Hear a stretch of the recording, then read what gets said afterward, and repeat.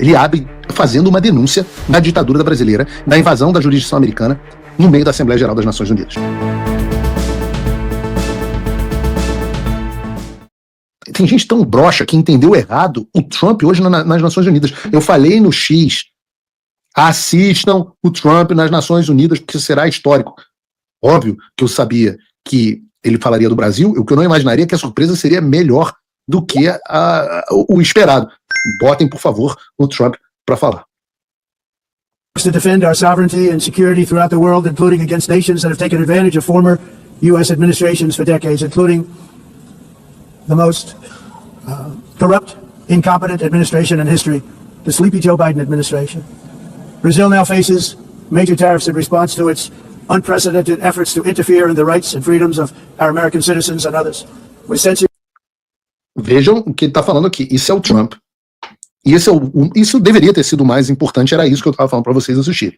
O Trump está sentado nas Nações Unidas denunciando a invasão e a perseguição de americanos e outros, com censura,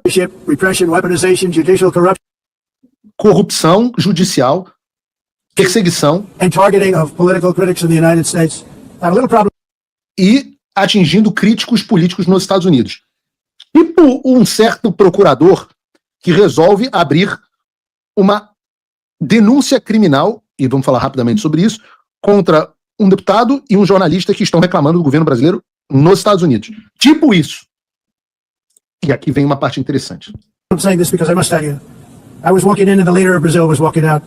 We saw him and I... Vejam, aqui ele conta as condições do encontro. Não foi que marcaram uma reunião ou nada do tipo.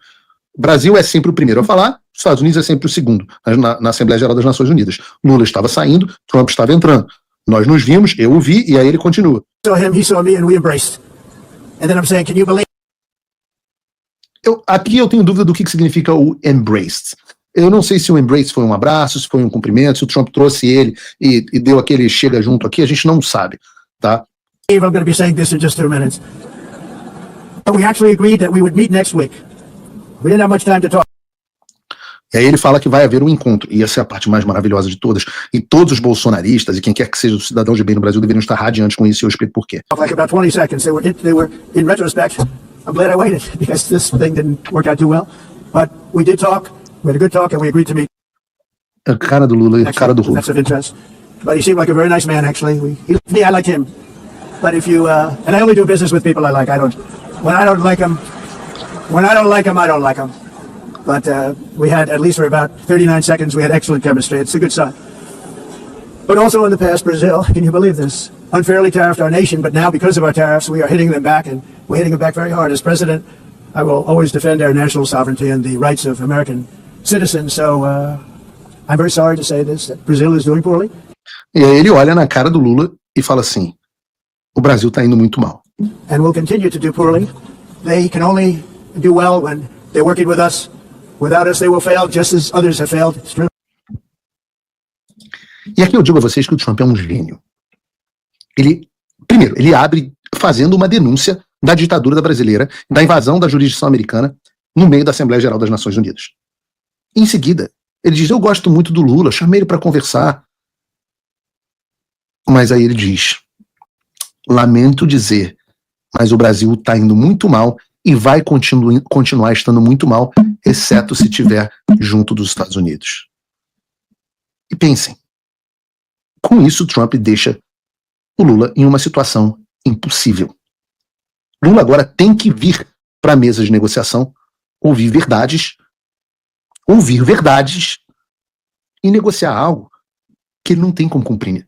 Não tem como cumprir.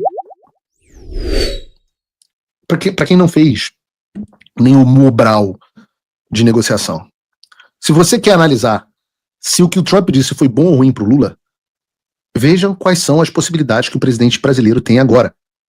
A posição na qual ele se encontra. O Lula vai ter que encontrar o Trump. Ele foi convidado ao vivo, em frente ao mundo inteiro, e não vai mais ter como continuar, não vai ter mais como continuar dizendo que o Trump não quer mais conversar com ele. E vai encontrar o Trump com a obrigação de voltar com alguma vitória. que foi algo que ele evitou a todo tempo. E aí, no encontro, ele vai ouvir.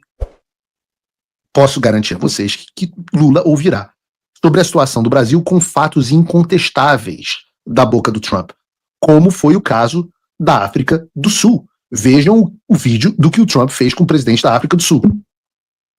President Trump listening to the voices of South Africans, some of whom are his good friends, like those who are here. When we have talks between us around the quiet table, it will take President Trump to listen to them. I'm not going to be repeating what I've been saying. I would say if there was Afrikaner farmer genocide, I can bet you these three gentlemen would not be here. That's who we are. What would you like President Ramaphosa to do about the situation I we've don't just know. seen on the screen? I don't know. Look, these are articles over the last few days. Death of people. Death. But you do allow them to take land. No. You do allow them to take land. Nobody can and then take when they land. take the land, they kill the white farmer. And when they kill the white farmer, nothing happens to them. No, there is Nothing happens. There is criminality in our country. People who do get killed, unfortunately, through criminal activity, are not only white people. Majority of them are black people. And we have now... The farmers are not black. The farmers are not black. I We don't have say now- that's good or bad, but the farmers are not black. And the people that are being killed in large numbers, and you saw all those grave sites, and those are people that loved ones going, I guess on a Sunday morning they told me, to pay respect to their loved ones that were killed. Their heads chopped off, they died violently. And, you know, I mean, we're here to talk about it, and I didn't know we'd get involved here, but I will say this, that if the news wasn't fake like NBC, which is fake news, totally one of the worst, ABC, NBC, CBS, horrible. But if they weren't fake news like this jerk that we have here, if we had real reporters, they'd be covering it. But the fake news in this country doesn't talk about that. Entendam, o presidente da África do Sul sentou e achou que ia mentir na cara do Trump sobre a perseguição aos fazendeiros brancos no país dele. Fazer ali uma pose para a imprensa e sair como se nada tivesse acontecido. O que aconteceu foi que o Trump trouxe reportagens que comprovam que o presidente da África do Sul estava mentindo. E ele foi exposto para o mundo inteiro ver. Vejam. Na reunião, o Lula vai ter que dizer ao Trump que o judiciário brasileiro é independente, que o Bolsonaro é uma ameaça à democracia e que o Brasil quase teve uma insurreição ou um golpe no 8 de janeiro. Só que essas foram as mesmas narrativas criadas e usadas contra o próprio Trump por anos. Elas foram criadas para serem utilizadas contra o próprio Trump. E eu posso garantir a vocês que Trump vai estar preparado. Eu posso pessoalmente garantir a vocês que Trump vai estar preparado com as informações para desmentir o Lula. E o Lula vai fazer o quê? Vai dizer para o Trump que se ele estivesse no Brasil ele também teria sido preso no 8 de janeiro?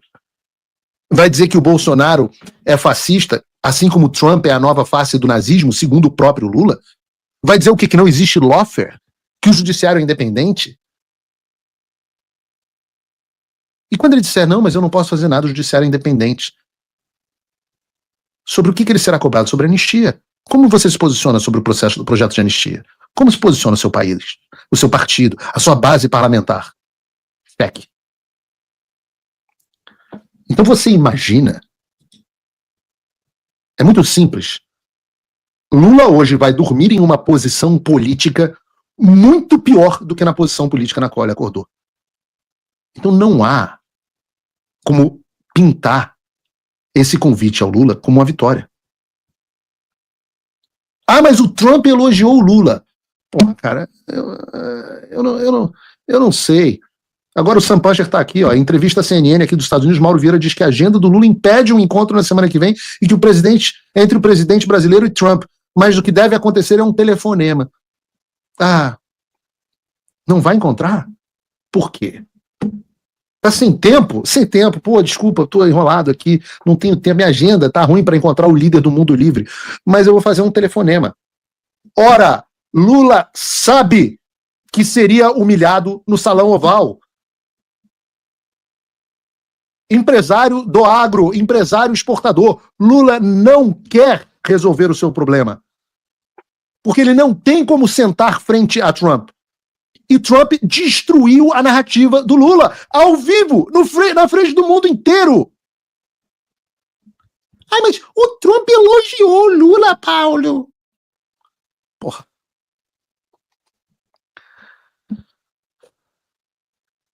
É mesmo.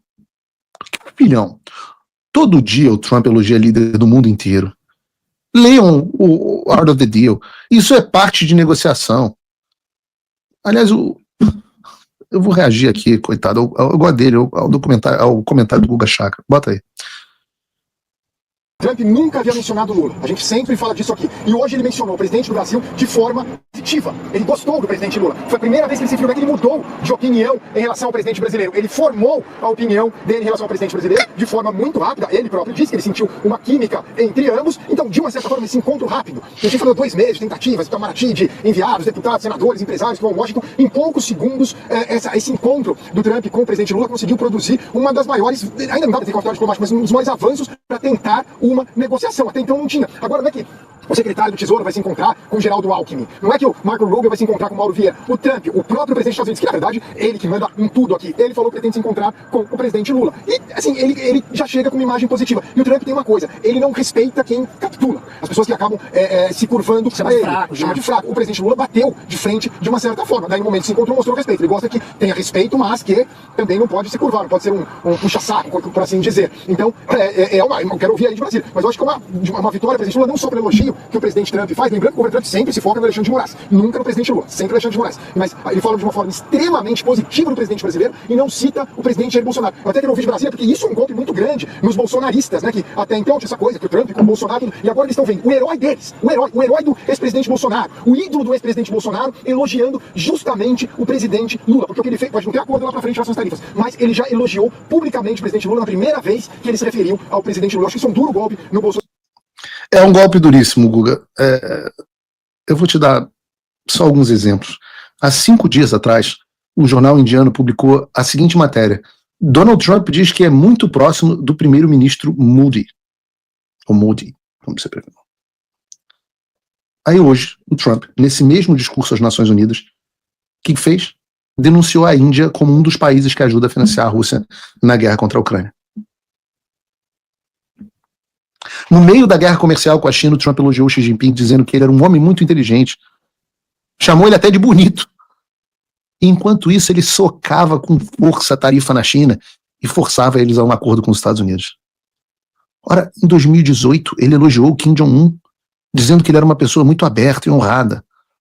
Ao mesmo tempo, ele ameaçava o Rocketman da Coreia do Norte a destruir a Coreia do Norte, caso ele continuasse com as posturas agressivas em relação aos Estados Unidos e à Coreia do Sul. Guga, pelo amor de Deus. Pelo amor de Deus. Até o Trump chama todo mundo para a mesa de negociação, ele chamou os caras do Irã para negociar. Esse é o jogo. O Trump elogiar e chamar alguém para negociar está longe de ser uma vitória. Pelo contrário, o morde-a-sopra que ele deu no Lula hoje é um aviso de que o Brasil está com o dele na reta. E eu digo, é assim que Donald Trump negocia. E quando ele negocia, ele vence. Não sobra para ninguém. Você pode achar que é blefe meu. Mas eu volto a dizer o que eu já disse no programa de hoje. Quem achou que eu estava blefando até agora, se deu mal. Então posso dizer a vocês, Lula chegará para conversar com Trump. Vai falar o quê? Por isso que já transformou o encontro num telefonema. Alguém acha concebível? Se fosse uma vitória e Guga estivesse correto, Mauro Vieira estaria dizendo agora que Lula não tem tempo de encontrar o Trump? Ora, faça-me o favor. Trump botou Lula em uma situação impossível. Se vai e faz a reunião, sai sem nada e corre risco de ser humilhado publicamente. Se não faz a reunião, que é o que está acontecendo agora, perde o discurso de que ele é o homem do diálogo e Trump que não quer dialogar.